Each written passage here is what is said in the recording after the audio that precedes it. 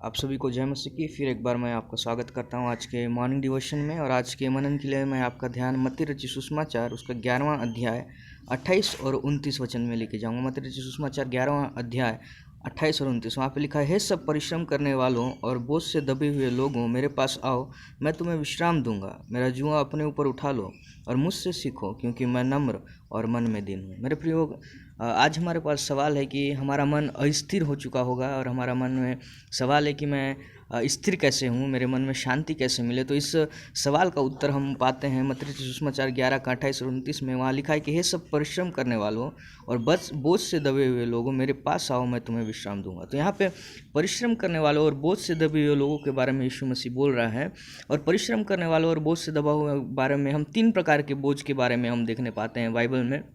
पहला बोझ जो था, हम देखते हैं कर के बारे में कि रोमी लोग जो थे इजराइलियों से कर लिया करते थे, पैसे का टैक्स लिया करते थे। और इसके कारण जो है इजरायली जो है वो बोझ से दबे हुए हैं और उनको बोझ से दबे हुए हैं। और यीशु मसीह कहता है कि मैं तुम्हें विश्राम दूंगा। और दूसरा चीज़ जब हम देखें कर के साथ साथ हम देखते हैं कि जो यहूदी जो रब्बी लोग थे वो बहुत सारे नियम बाइबल में 613 नियम तो हैं, बाइबल में आज्ञाएं हैं 613, लेकिन बहुत सारे अन्य नियम को रब्बी लोग बना के दिए हैं। और इस नियमों के तले भी क्या है, लोग जो दब गए हैं और उनको यीशु मसीह बोलता है कि मैं तुम्हें विश्राम दूंगा। और तीसरा जो बोझ था उनके जीवन में, सिर्फ कर नहीं, सिर्फ धार्मिक नियम नहीं, तीसरा जो बोझ था उनके जीवन में वो था कि शारीरिक बोझ। जब हम देखेंगे वचन में, जब आप अगर पढ़े होंगे बाइबल को तो आपको मालूम होगा यीशु मसीह ने कहा कि अगर कोई तुम्हें कुछ मिल ले जाता है तो तुम उसके साथ ज़्यादा जाओ। अगर कोई तुमको कपड़ा मांगता है, तो अगर कोई तुमको बनियान मांगता है तो तुम उसको क्या करो, टी शर्ट दो। इस बात को वचन में लिखा हुआ है। तो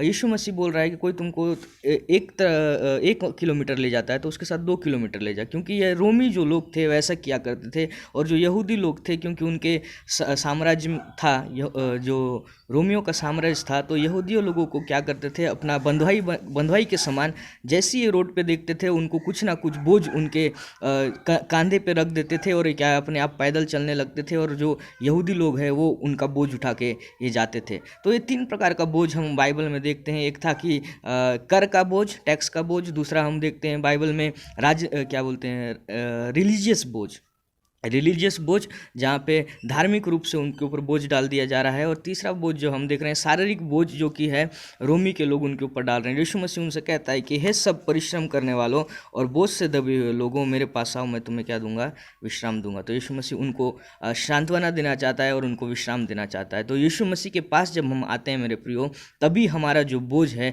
वो कम होगा। चाहे वो आर्थिक बोझ हो, चाहे वो धार्मिक बोझ हो, चाहे वो बोझ हमारा शारीरिक बोझ क्यों ना हो, ये तीनों बोझ को सिर्फ प्रभु यीशु मसीह के पास जाने से ही कम हो सकता है। और वचन 29 कहता है कि मेरा जुआ अपने ऊपर उठा लो और मुझसे सीखो, और क्योंकि मैं नम्र और मन में दीन हूँ, और तुम अपने मन में विश्राम पाओगे। दूसरा चीज़, सिर्फ हमको यीशु मसीह के पास नहीं आना है विश्राम पाने के लिए। दूसरा चीज़, हमको उसका जुआ उठा लेना है। उसका जुआ उठा लेना मतलब उसके वचनों के अनुसार अपने जीवन को जीना है। तभी जाके हमारे मन में, वचन 29 जैसा कहता है, हमारे मन में क्या है, विश्राम हम पाएंगे। तो मेरे प्रिय, आज के सुबह मैंने आपको 2 बातों को बताया। अगर आप आज आर्थिक बोझ से, धार्मिक बोझ से और अनेक प्रकार के बोझ से, शारीरिक बोझ से, अनेक प्रकार के बोझ से दबे हुए हैं, तो यीशु मसीह पास आएँ और उसका जुआ उठा ले, उसके वचन के अनुसार अपने जीवन को जिए, और प्रभु आपको आपके हृदय में विश्राम देगा। प्रभु इस वचन के द्वारा आप सभी को आशीष दे और आज का दिन आप सभी के लिए मंगलमय हो। आमीन।